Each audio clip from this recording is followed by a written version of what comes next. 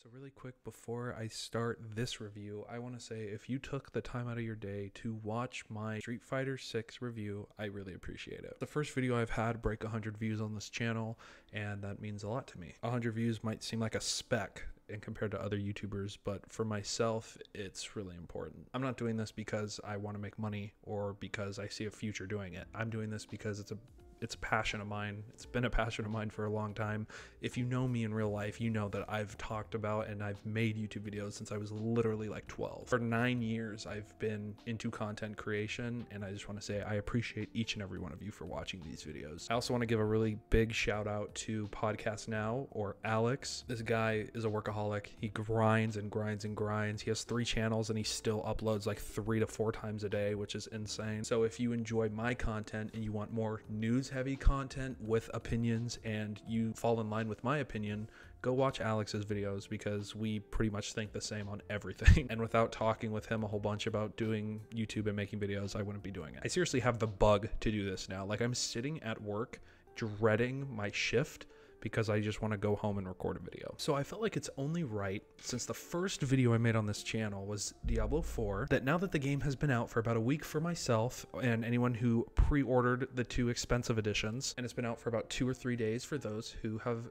pre-ordered the standard edition, it's time to talk about the game. And what is there to say that hasn't already been said? Diablo 4 has completely dismantled my Game of the Year list and has easily become one of my top 10 favorite games of all time. Now, that might sound crazy. It might sound like I'm someone who hasn't played a lot of video games, but this is the first Diablo game I've ever had an experience with, and I love it. There's so much that this game does right, from the art style to the music to the storytelling. It just all fits. I do want to say that I don't really want to cover the microtransactions of the game. Obviously, that's a fault on Blizzard's end. Blizzard has always been really bad with microtransactions, as well as DLC for games like this, since this game is going to be living on for a long time. I just don't really feel the need to talk about its future as part of its review in its current state. I might continue to make Diablo 4 videos after this, talking about the DLC if we ever get any,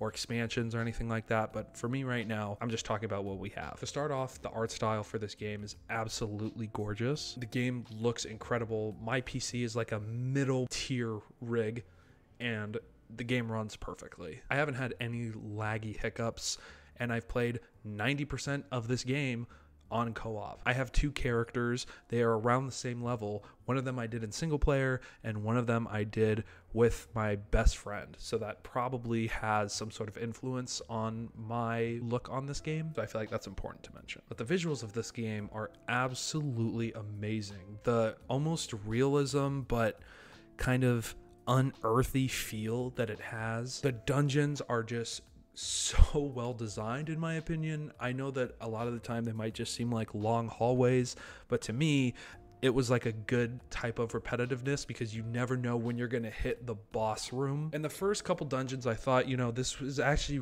way easier than I thought. Even though I know I was playing the game on the easier setting, it still got harder and ramped up as the game continued. If you don't like walking across a huge map, because the map is way bigger than I would have ever thought, then you probably aren't going to like the game that much, because there's a lot of walking in the early levels. And by early levels, I mean like the first like 30 levels of the game, you are walking across the entire map. Maybe that was just because I didn't do the quest that required the horses, but that's just me. I'm glad I got to experience it though, because it really is an experience. That's what this whole game feels like. It just feels like a big experience. Now, if you're someone like me and you have a very select few people that you play games with, or at least one person that you play every game you play with, this game works tremendously for that. This was probably the easiest adding someone, creating a clan, adding them to the clan, requesting to join their game function I've had in a game in a long time. Like, Street Fighter 6 was really easy to do this in,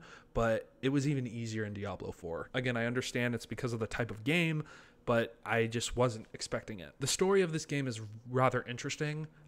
It took a back burner for me, which is saying something, because I'm super into storytelling. I'm a film major, for Christ's sake, and I literally couldn't care less about this story because I'm so developed in other things. And the parts that I was invested in the story, it's really well told. You feel the power of Lilith from the very first second that she appears on screen, and every single time you meet a new character, or at least the first like 3 or 4 mainline Act 1 missions, you really understand how dire the consequences are. Also, if you have played the game, that first mission where you have the first like little dungeon and the first like mini boss, because it isn't really a boss, it is, but it's, you know, it's pretty easy, is just so well done. The storytelling after that is really good. How you get connected to Lilith is also really cool, and the fact that you can pretty much dive in from the second you spawn and just do the whole game in multiplayer is fantastic. Obviously you don't have to be the same level since the game scales to each individual,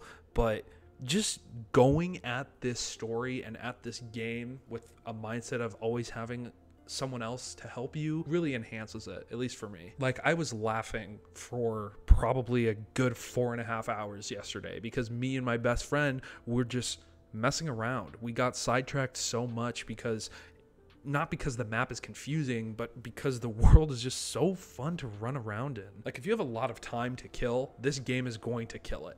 It sucks you in and it doesn't let go. I know I said with my Street Fighter review that I wasn't expecting the game to grip me as much as it did. And I was expecting Diablo IV to grip me and have a stranglehold on my spare time. I was not expecting it to suplex me into a table of indulgence. I genuinely get sad when I have to close the game. I can't remember a time where I actually felt a connection to my avatar for a online game because I'm just so invested in being better. Obviously the game can get challenging no matter what tier you're playing on and to your own level, and since I'm basically, again, a noob at this game, the first tier can have parts of it that are challenging, and I just want to keep improving. Me and my best friend already agreed that once we finish the story and if we ever hit level 100, we're going to go back and make our own separate characters and play the game entirely differently. That is something else that's really awesome about this game, is the replayability. Again, I should have mentioned this at the start. I've never played a Diablo game before this one,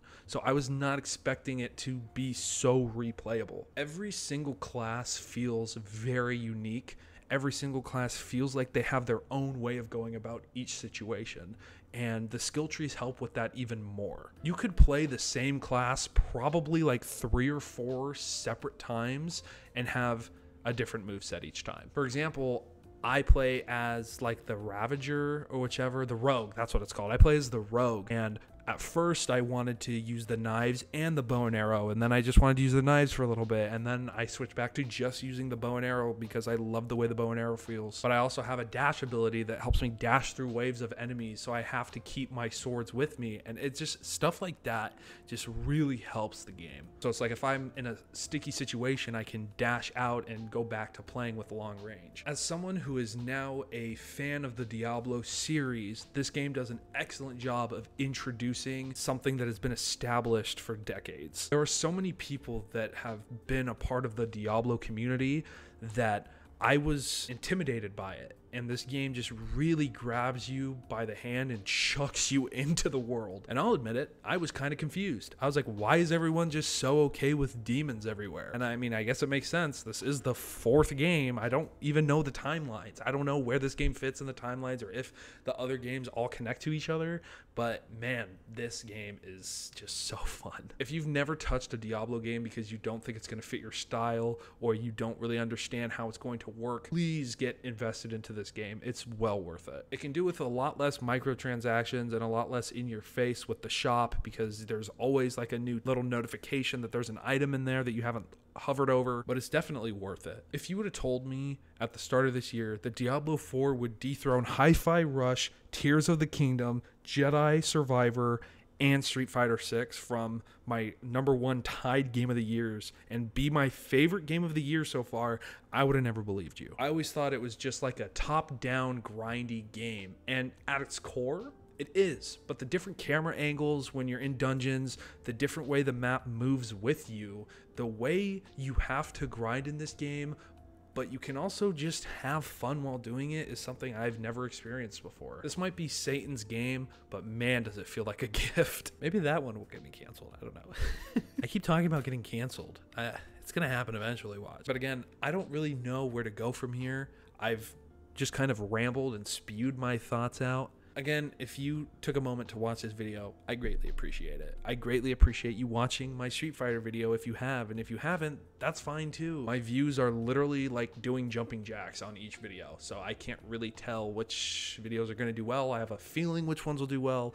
I can't even tell with this Diablo one because I thought my Diablo video at first was going to be my best performing video at like 20 views, and then my Street Fighter video just tripled in view count in the day, so I don't know. But again, if you are someone who likes customization, if you are someone who likes playing a game your own style with barely any hand holding, please give Diablo 4 a try. I think everyone in the Diablo community pretty much was ready for this game, whether there were people that hated it from the second they saw it or people who were like me and noobs and really excited to finally give the series a shot.